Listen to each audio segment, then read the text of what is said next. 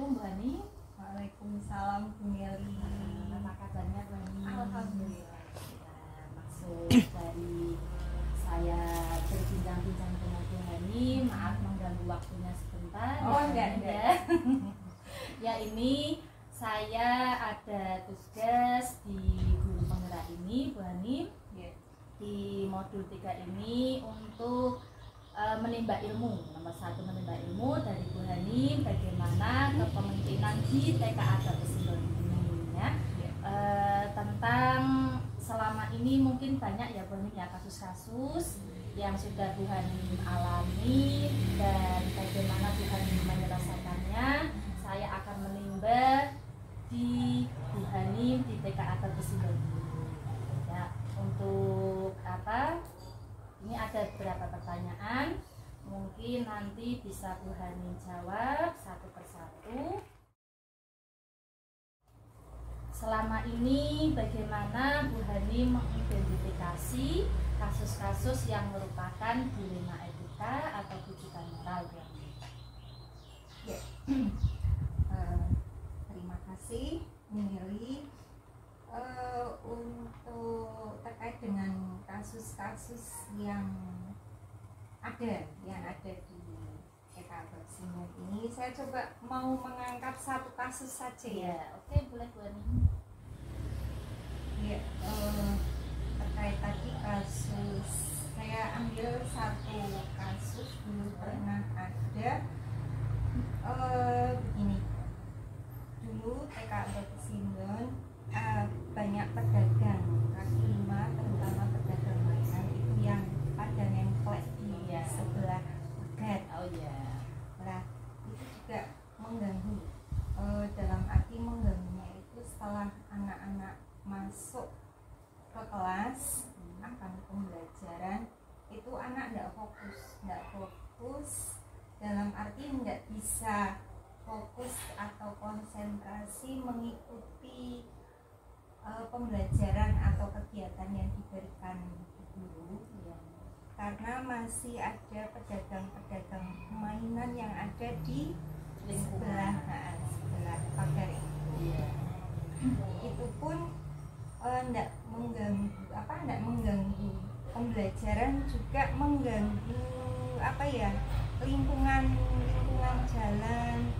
Orang tua juga banyak yang komplain karena intinya anaknya itu di sekolah banyak jajan.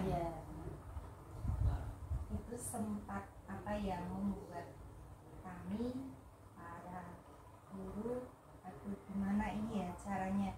Otomatis para pedagang kan istilahnya mau mencari rezeki. Nah, itu dilema kita ya.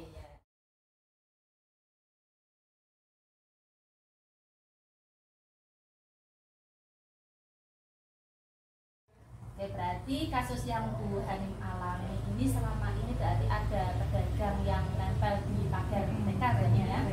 Oke, nah selama ini bagaimana Bu Hani menjalankan pengambilan keputusan di TKA Bapesindo ini, terutama untuk kasus-kasus di mana ada dua kepentingan yang sama-sama benar atau sama-sama mengandung nilai kebajikan? Waktu itu kita berembuk dengan pengurus dan dengan lingkungan sekolah ya, seperti dengan guru-guru yang lain, dan komite dan wali murid. Nah, itu untuk mengatasi atau mengantisipasi para pedagang agar tidak menempel atau nempel di pagar-pagar tembok itu. Akhirnya dengan persetujuan pengurus, juga kita sudah sepakat dengan para orang tua dan guru-guru, akhirnya kita di pagar itu kita kasih penutup pagar atau fiber ya, fiber.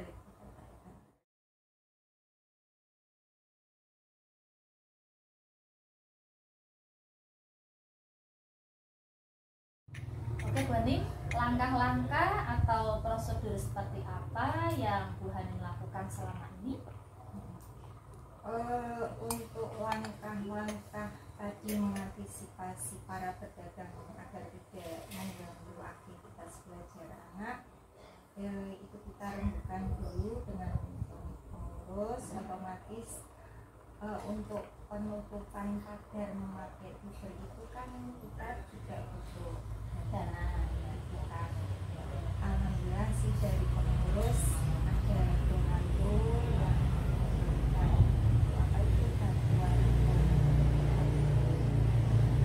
memang dulu di sekolah kita itu waktu istirahat anak-anak kan keluar, kalau jajan kan keluar ya. Nah ini biar tadi yang berjualan itu bisa tetap mencari rezeki di sini, kita juga sudah bincang dengan para pedagangnya boleh berjualan di sini, tapi pada waktu aktivitas anak belajar dimohon jangan berada di lingkungan di lingkungan sekolah itu. Nanti kalau anak-anak sudah waktunya pulang monggo, karena mereka kan juga mau mencari mau mencari rezeki.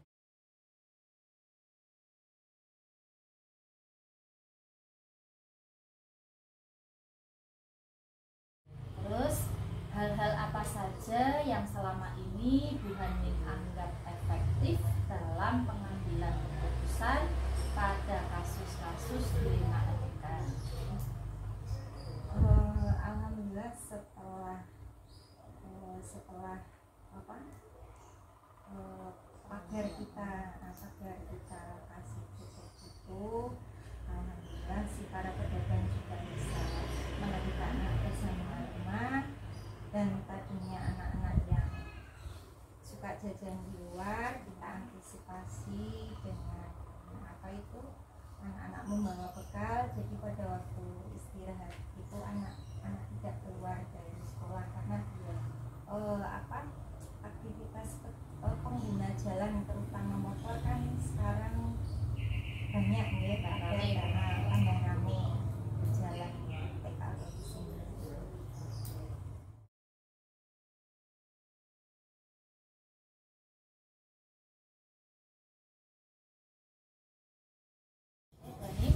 Hal-hal apa saja yang selama ini merupakan tantangan dalam pengambilan keputusan pada kasus-kasus dilema etika?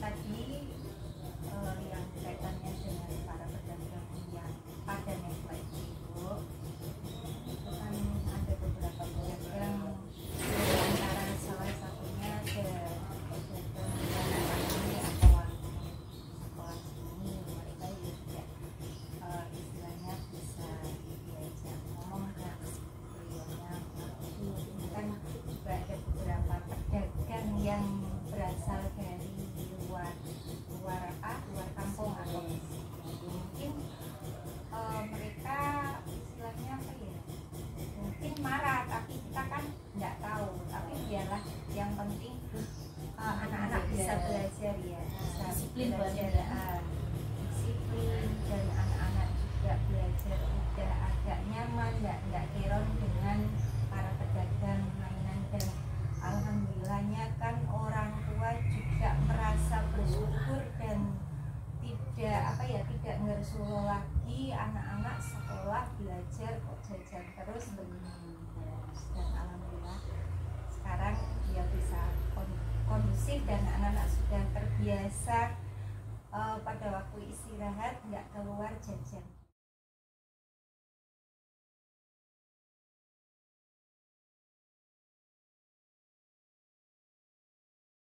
Bu Hanim, apakah Bu Hanim memiliki sebuah tatkala atau jadwal tertentu dalam sebuah penyelesaian kasus dilema etika?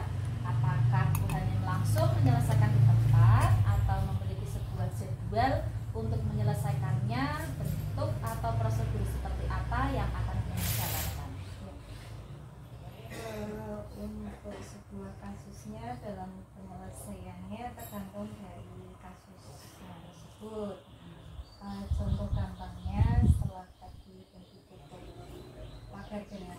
pagar, pedagang nggak mendekat ke pagar.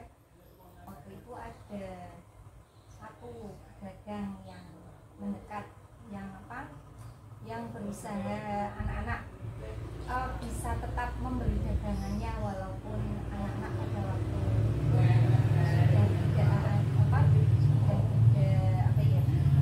tidak diperbolehkan waktu istirahat sekolah, karena itu istilahnya harus kita selesaikan pada waktu itu, ya kita tidak perlu jadwal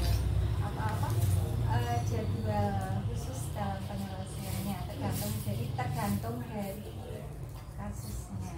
Kalau misalkan kasusnya perlu kita pertemukan istilahnya dengan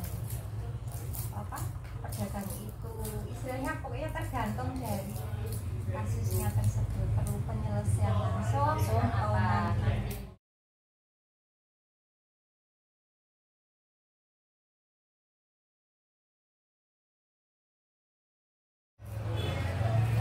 Adakah seseorang atau faktor-faktor apa yang selama ini mempermudah atau membantu Bu Hanim dalam pengambilan keputusan dalam kasus-kasus dilema etika? Untuk penyelesaian kasus, agar kasus itu bisa terselesaikan dengan baik, itu kita juga perlu dukungan dia, dukungannya dari pihak-pihak, istilahnya kalau sekolah wakil sekolahnya, terus juga Terakhir Bu Hanim ya.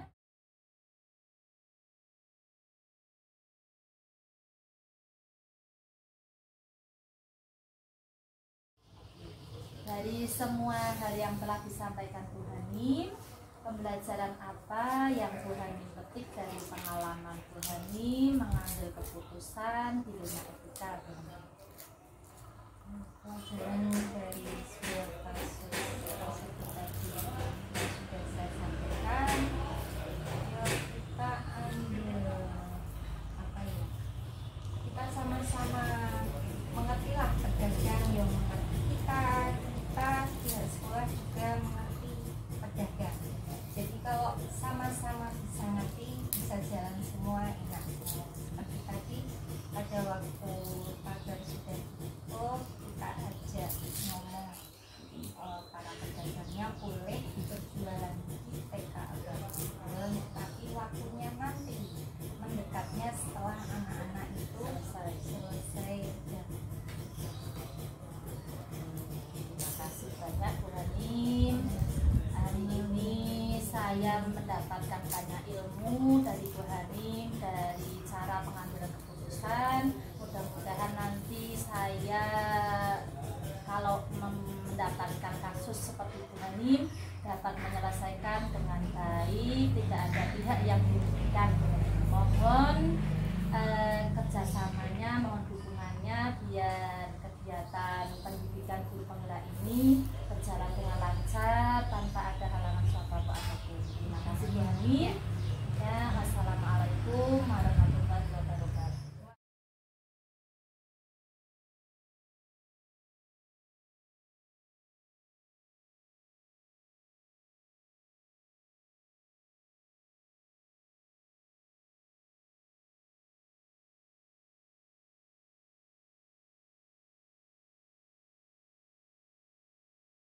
Assalamualaikum Bu Puji. Waalaikumsalam Bu Neli. Iya, apa kabarnya Bu Puji? Alhamdulillah baik ya. Iya, mohon maaf mengganggu waktunya sebentar Bu Puji nggih. Oh iya, boleh silakan.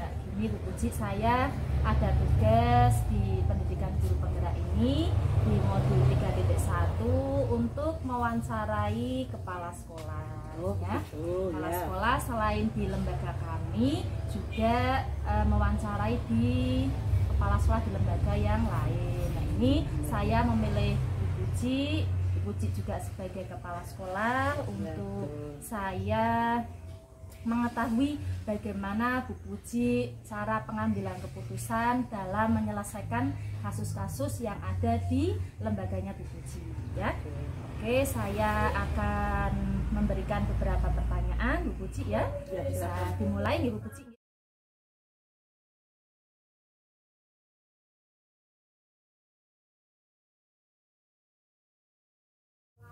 yang pertama, selama ini bagaimana Bu Puji dapat mengidentifikasi kasus-kasus yang merupakan dilema etika atau bujukan moral, Bu Puji?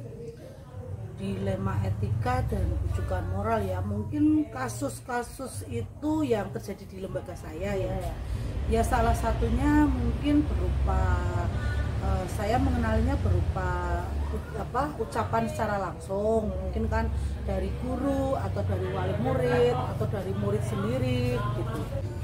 Terkait pertanyaan tadi, untuk di lembaga saya memang sih pasti ada masalah-masalah terkait dilema etika maupun terkait moral juga ya, itu pasti ada, karena dalam berinteraksi di lembaga itu masing-masing itu pasti punya kepentingan. Misalnya saya sebagai kepala sekolah, saya menghendaki guru-guru saya itu datang sesuai waktu, usahakan sebelum anak-anak datang itu guru sudah ada di tempat, jadi sudah bisa menyiapkan segala sesuatunya. Itu salah satunya seperti itu masalahnya. Jadi saya berusaha mengkomunikasikan itu dengan guru-guru. Ya, dalam forum rapat guru salah satunya. Oke, terima kasih Ci.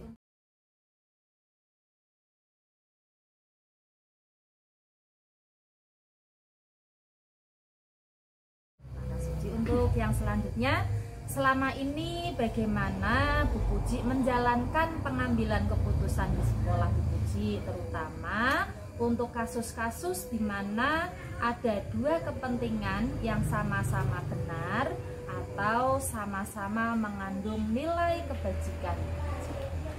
Ya, untuk hal tersebut biasanya saya akan mengkomunikasikan dengan teman-teman sejawat yang kebetulan memiliki kepentingan yang sama-sama benar tersebut. Misalnya seperti kemarin saya ada tugas dinas dan kebetulan juga ada satu guru yang memiliki tanggung jawab sebagai operator dan dia harus melaksanakan tugas tersebut. Akhirnya kami komunikasikan bagaimana supaya anak-anak tetap bisa mendapatkan pelayanan pembelajaran. Ya, kami kondisikan di jam tersebut teman sejawat saya itu bisa mengakomodir kepentingan pembelajaran sebentar, kemudian nanti bisa melanjutkan tugas sebagai operator di selanjutnya, seperti itu.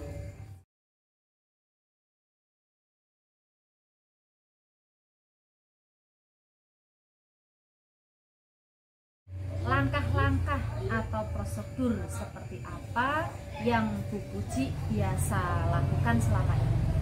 Biasanya saya akan mengevaluasi dulu permasalahan yang muncul secara pribadi. Saya lakukan refleksi dulu secara pribadi, kemudian saya juga melakukan observasi di lingkungan kerja saya, menginventaris masalah-masalah tersebut, kemudian mencari alternatif solusinya baik secara diskusi maupun secara pribadi.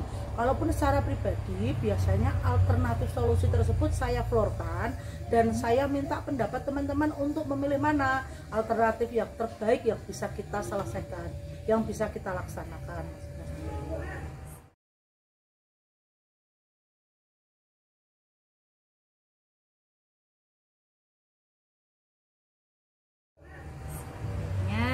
Hal-hal apa saja yang selama ini Bu Puji anggap efektif dalam pengambilan keputusan pada kasus-kasus dilema etika? Yang paling efektif adalah pendekatan persuasif. Jadi kadang teman-teman sejawat ini perlu diberikan support juga, dukungan. Kalau kita sebagai kepala sekolah hanya menuntut kinerja tanpa kita memberikan perhatian pada kepentingan mereka, juga akan terjadi benturan. Jadi sesekali saya juga memfasilitasi kepentingan mereka, namun juga dengan catatan pada tupoksi tugas-tugas yang harus mereka laksanakan kita kondisikan bersama-sama. Itu Bu. Misalnya kadang kan ada anak yang sakit, anak-anak terus kemudian itu kan hal yang tidak kita rencanakan. Tapi alhamdulillah kalau bisa dikomunikasikan dengan baik, nanti yang akan melakukan kelasnya siapa, memegang kelasnya siapa, kemudian materinya apa, bisa selesai.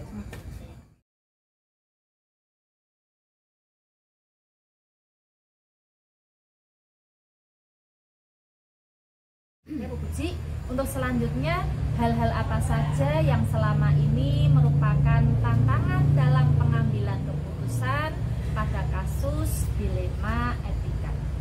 Yang menjadi tantangan biasanya itu kembali ke kepentingan pribadi. Jadi baik menurut kami, menurut saya belum tentu baik untuk teman-teman sejawat saya. Ya, untuk kita menjembatani itu, jadi kadang saya sampaikan alasan secara logis dan secara profesi. Kalau hanya berdasarkan persepsi itu tidak jadi, Bu. Jadi harus ada alasan secara profesi. Jadi aturan dasar peraturannya atau mungkin normanya bagaimana nanti kita diskusikan gitu. Karena kalau hanya persepsi itu benar salah itu jadi agak rancu. Tapi kalau ada aturan yang pasti, kita sepakati dari awal di internal guru, kita bikin kesepakatan bersama, alhamdulillah bisa dilaksanakan. Salah satunya itu tantangan terbesarnya adalah bagaimana menjembatani kepentingan teman-teman sejawat dan kepentingan kami selaku pengelola sekolah.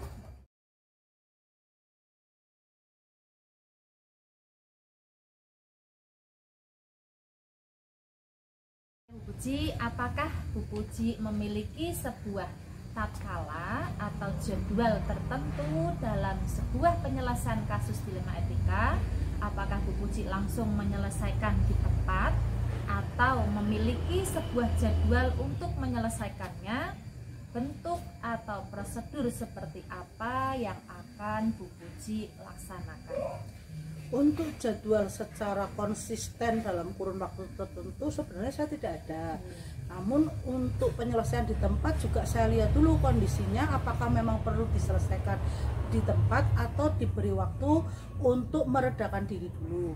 Jadi pendekatan yang saya lakukan lebih banyak ke coaching sih, tentang kami ke coaching untuk penyelesaian masalahnya, dan diupayakan kedepannya akan ada di dalam rapat internal itu bisa juga salah satunya membahas masalah-masalah terkait dilema etika tersebut.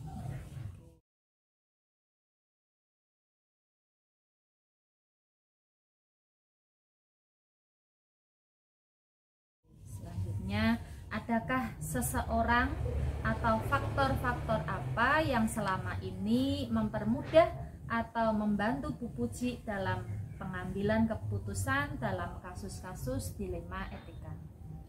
Ya, yang berperan banyak ya salah satunya adalah beberapa teman yang istilahnya memiliki tanggung jawab sama. Kadang saya diskusikan kira-kira kalau ada masalah seperti ini bagaimana, ke teman sesama kepala sekolah lah, tanpa saya harus menyebutkan masalah ini terjadi oleh siapa dan lain sebagainya.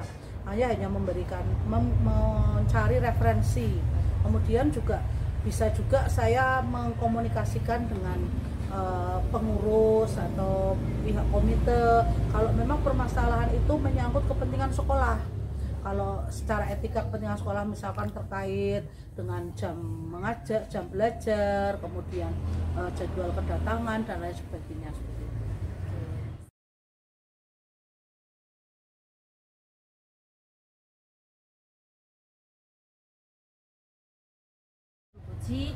Dari semua hal yang telah disampaikan, pembelajaran apa yang dapat Bu Puji petik dari pengalaman Bu Puji mengambil keputusan dilema etika?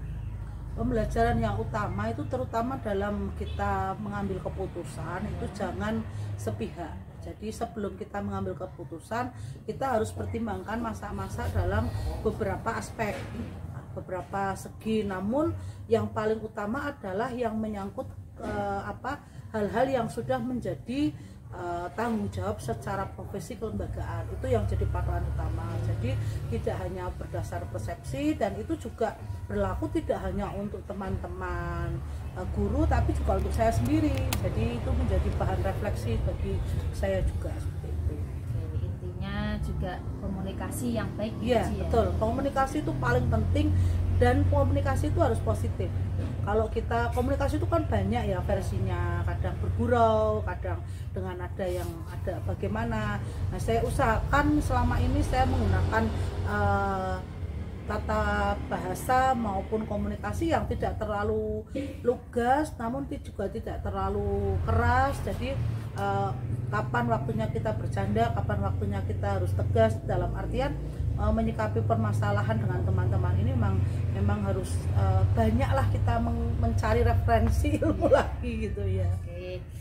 Oke, selesai sudah Bu Puji. Terima kasih banyak Bu Puji Ya, sama-sama. atas ilmu yang sudah Bu Puji sampaikan kepada saya tentang pengambilan keputusan yang tentang dilema etika seperti ini. Mudah-mudahan saya dapat mengambil ilmu dari keputusan Bu Puji tadi. Dimanapun saya berada, nanti dapat mengambil keputusan yang bijak, tidak memihak pada salah satu pihak. Terima kasih. Terima kasih juga Bu Nelly kesempatannya. Ini menjadi bahan yang merefresh kembali ya apa yang sudah saya jalani.